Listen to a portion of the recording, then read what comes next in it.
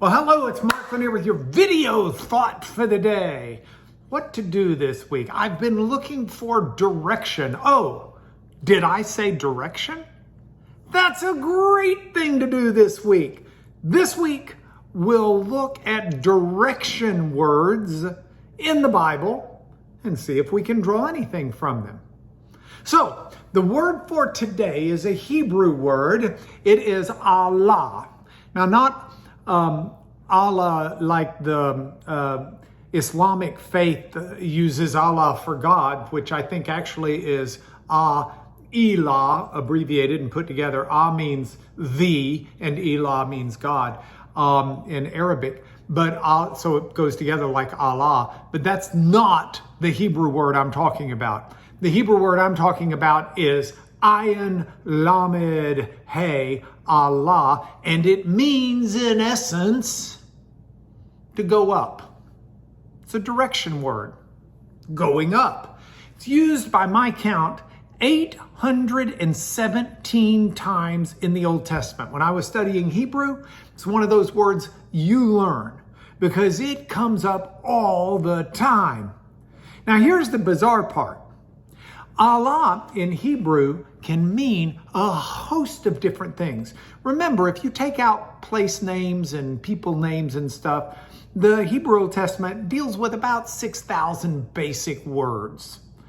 And that's not like, the average English speaker has a working vocabulary and an understanding vocabulary as an adult of somewhere like 40,000 plus words.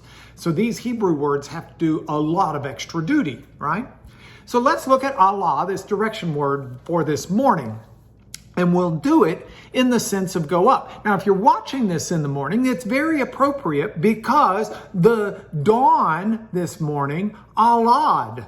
It came up. It arose. Allah can be used for a new day because the sun or the dawn arises poetically and appearance-wise to our eyes. It arises from the sky. Of course, we know it's not really moving like that, but the earth is. And technically, maybe the scientists can argue the fusses and fights of it, but it's a good word because we look at the horizon and we see the new sun or dawn arising, Allah, going up. Now, the word isn't isolated to what the sun does. The word is also used for sacrifices. When you sacrifice to God and the smoke from the sacrifice would alah, it would go up, and the sacrifice itself, in a sense, goes up to God. It ascends, if you will, to God. So Allah could be used for a sacrifice. Allah is used in reference to going up to the temple in Jerusalem. The Psalms talk about who shall ascend the hill of the Lord. Allah, who's going to go up before God.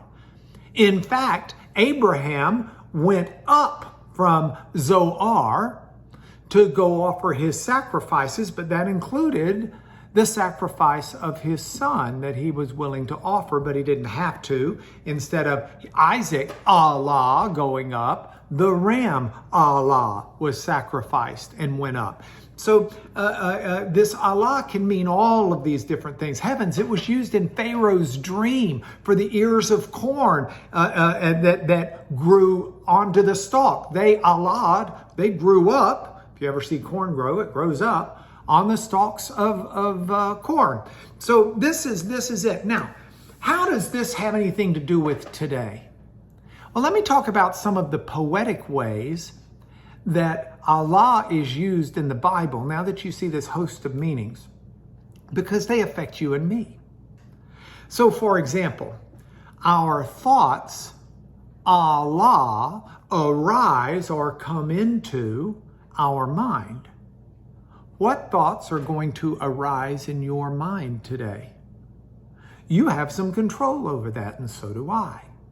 If you're watching this and you've made it this far, clearly some thoughts of God Allah will arise in your mind today. I would suggest every time we arise, whether we're getting up from a seat and we're Allahing that way, or we're going up to the store, or we're going upstairs, or wherever we may be going up to, our thoughts need to go up and our mind needs to go up toward God. Another great use.